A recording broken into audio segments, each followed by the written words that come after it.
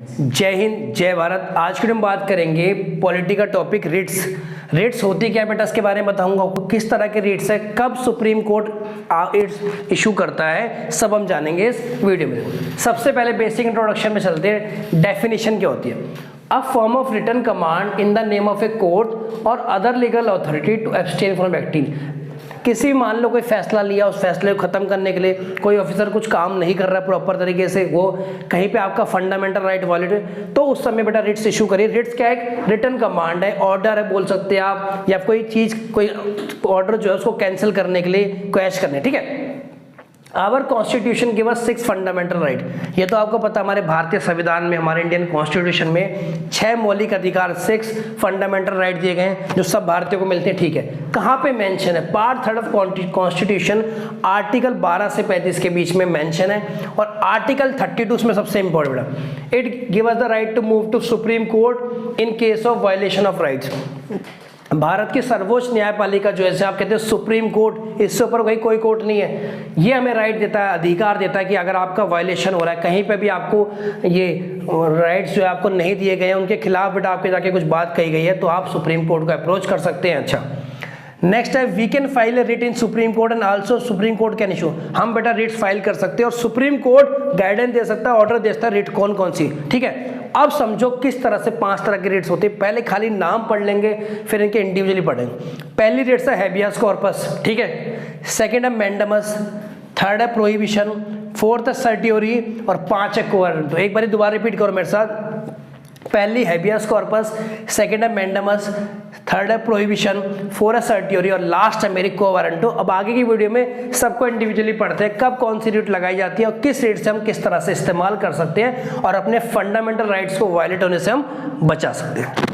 पहला रिट है मेरा हैबियस कॉर्पस। बेटा इसका सबसे पहले लैटिन वर्ड है, इसका नाम होता है to have the body of, मतलब किसी को किसी के सामने पेश करना, और मैजिस्ट्रेट के सामने आपको पेश किया जाएगा। मेन फंक्शन क्या है हैबियस कॉर्पस का?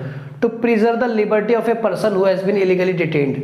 मतलब लिबर्टी होता है फ्रीडम बेटा, उसकी फ्रीडम को बेटा प्रोटेक्ट करके रखना जिसको इलीगली डिटेन कर दिया। मतलब मैं आपको समझाता हूँ।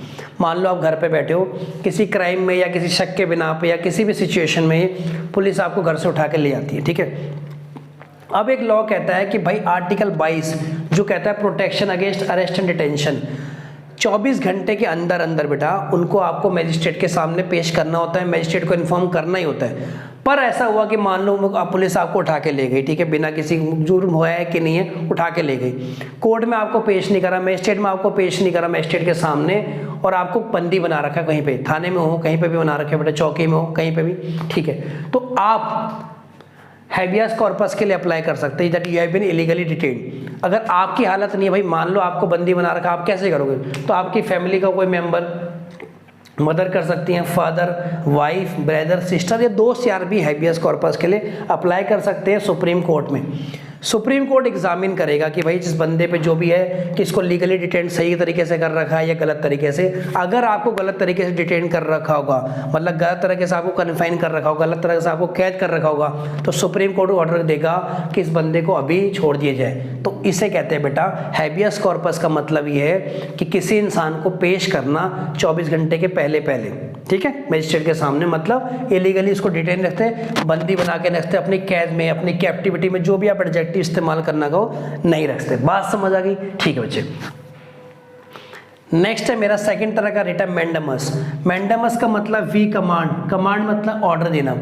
It can be issued against public official if he और she is not doing and is leading to the violation of fundamental rights. मान लो बेटा कोई आपको लाइसेंस बनाना है किसी भी चीज़ का, सपोज गाड़ी का लाइसेंस बनाना है, 2 व्हीलर का बनाना है, 4 व्हीलर का बनाना है। अब जहाँ पे लाइसेंस बनाने वाला वो आपसे पैसे मांग रहा है, रिश्वत मांग रहा है, या किसी दुकान का आपको लाइसेंस बनाना है उसके लिए बेटा पैसे मांग रहा है इलीगली तरीके से, तो आप बेटा उसके बाद क्या करते हैं? मैंडेमस के लिए अप्लाई करते हैं, मैंडेमस रिट लगा सकते हैं। राइट, देखो आर्टिकल 19 कहता है right to practise any profession और टू एनी ऑक्यूपेशन। आर्टिकल 19 का उल्लंघन ना हो। कि इसमें क्या होता है, आप कोई भी प्रोफेशन बेटा कर सकते हैं अप्लाई, कोई भी ऑक्यूपेशन मतलब कोई भी काम अपनी मर्जी से, आपकी आज़ादी है, कोई थोप नहीं सकता आप पे, कोई भी बिजनेस कर सकते हैं, कोई भी ट्रेड कर सकते हैं। अगर आपके साथ कोई भी वायलेशन ऑफ फंडामेंटल राइट हुआ तो बेटा आपने क्या करा, मैंडेमस है। It can be issued against any public body, corporation, inferior court, tribunal, government. कोई भी पब्लिक बॉडी यानी बेटा पब्लिक ऑफिसर हो जो पब्लिक को, प्राइवेट बंदे के साथ नहीं। भाई कोई ये नहीं कह सकते कि यार स्कूल वाला मुझे एडमिशन नहीं दे रहा या फिर कोई वो मुझे मेरा काम नहीं कर रहा, प्राइवेट नहीं, जहाँ जहाँ गवर्नमेंट वाली बात होगी पब्लिक लिखा जाएगा, पब्लिक बॉडी। इन्फीरियर कोर्ट छोटी कोर्ट में बेटा हो सकता है कोई गवर्नमेंट हो या, ठीक है। इंपॉर्टेंट बात, आप मैंडेमस कभी भी प्रेसिडेंट या गवर्नर के खिलाफ बेटा मैंडेमस के लिए अप्लाई नहीं करते। बात समझ आ रही नहीं आ रही। नेक्स्ट तरह का मेरा रेट है प्रोहिबिशन बेटा। प्रोहिबिशन का मतलब होता है टू फॉरबिड समवन और टू ऑर्डर नॉट टू, किसी को मना करना किसी चीज़ से और या फिर ऑर्डर करना कि ये काम आपने नहीं करना है। It is issued to the court और any other tribunal to bar them from doing something what they are about to do.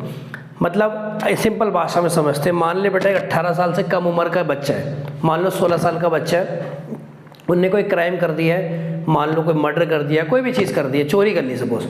अब नॉर्मल प्रोसीजर कहता है कि उसको कौन से कोर्ट में ट्रायल होगा, जुवेनाइल कोर्ट में, बट उन्होंने क्या करा, उसको अपर कोर्ट में पेश करा और उस पर ट्रायल शुरू हो गया। अब इस टाइम पे आप क्या लगा सकते हो बेटा, प्रोहिबिशन। तो प्रोहिबिशन में क्या होगा, सुप्रीम कोर्ट लोअर ऑर्डर को कोर्ट को मना करेगा कि भैया तो 18 साल से कम उम्र का बच्चा है, इस पर जुवेनाइल कोर्ट पे चलना चाहिए था केस, आपने इसको अपर कोर्ट में कैसे चला दिया। तो इसे कहते हैं बेटा प्रोहिबिशन, मतलब मना करता है सुप्रीम कोर्ट लोअर कोर्ट को, और बार दे मतलब मना कर रहा है, ठीक है। चलिए नेक्स्ट है सर्टियोरी।